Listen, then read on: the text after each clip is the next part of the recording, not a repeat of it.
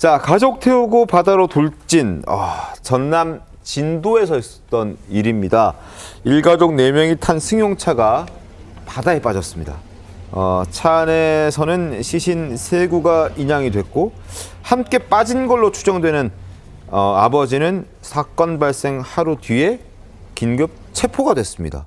어떻게 된 겁니까, 안지영 기자님? 네, 일단 이 체포된 아버지는 지금 경찰 조사 과정에서 생활고 때문에 힘들었다라고 어느 정도 혐의를 인정한 상황입니다. 네. 이 상황을 시간 순서대로 다시 한번 정리해 드리면요. 6월 1일입니다. 오전 1시경 전남 진도군 진도항 앞바다에서 일가족이 탑승한 차량이 추락을 했습니다. 그리고 이곳에서 총 3구의 시신이 이양이 됐죠. 네. 근데 이 아버지 다음 날 이 광주의 시내에서 긴급 체포하게 된 겁니다. 아버지는 차에 안 탔던 건가요? 아버지도 처음에 타고 있었는데 경찰이 이 인양 과정에서 보니까요, 차문이 열려 있는 걸 확인을 한 거죠. 아하. 그 다음에 CCTV를 확인을 해봤더니 바닷속 차량에서 홀로 빠져나온 이 40대 후반의 가장 A 씨가 이 구조 요청을 따로 하지 않은 사실까지 확인을 했던 거죠. 여기에서 단순 추락 사고가 아닌 강력 범죄 가능성을 두고 수사에 나선 거였고, 피의자가 야간 조사 거부로 오늘 추가적으로 본격적인 수사가 진행이 돼야 되는데 현재까지 입장을 밝힌 건 힘든 상황 때문에 그랬다. 같이 바다에 뛰어 들어갔고 본인은 빠져나왔다고 진술했습니다.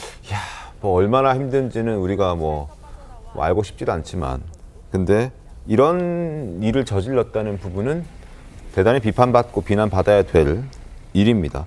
사전 계획 가능성도 언급이 되고 있던데요, 신현영 의원님? 예, 실제로 사건 당시에서 가족들의 휴대폰이 모두 꺼져 있었습니다. 그렇기 때문에 위치 추적이나 이런 부분에 있어서 자유롭게 하기 위해서 광주에 사는 이 가족들이 결국에는 신안 앞바다까지 간 거 아니냐라는 생각이 드는 부분이고요. 결국에는 이 사건이 드러나게 된 계기가 두 아들 중에 한 학교의 교사가 아들이 학교에 나오지 않다 보니까 경찰에 신고를 하게 됐고, 그러면서 아하. 진입 파악을 하면서 가족들이 이렇게 사체로 발견된 거에 대한 상당히 안타까움이 있고요.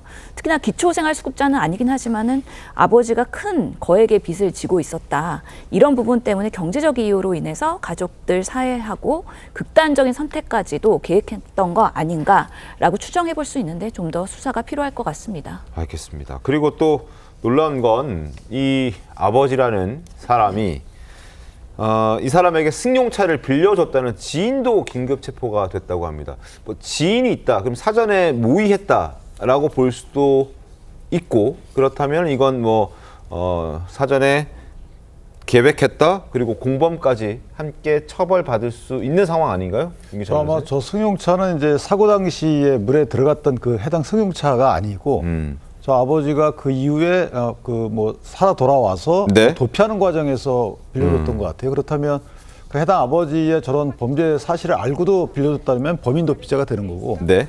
만약에 그렇지 못하면 일반적으로 그냥 지인에게 빌려준 것이 될 텐데 저렇게 기급 체포까지 했다는 것은 사실 어느 정도 정황상 알만한 상황이 나왔다는 거거든요. 네. 해당 아버지가 어떤 이유로 해서 현재 차를 빌려 타고 어디로 갈지에 대해서 어느 정도 교감 내지 서로 의사교환이 있었다는 정황이 있기 때문에 긴급 체포했을 것 같아서 아마 개인적으로 보면 말씀 주신 대로 범행 전반적인 범행에 대해서 알든가, 네. 아니면 그 범행 이후에 그 도피 과정에 대해서 알고 차를 빌려준 것이 아닌가 조심스럽게 이렇게 추측을 합니다. 알겠습니다.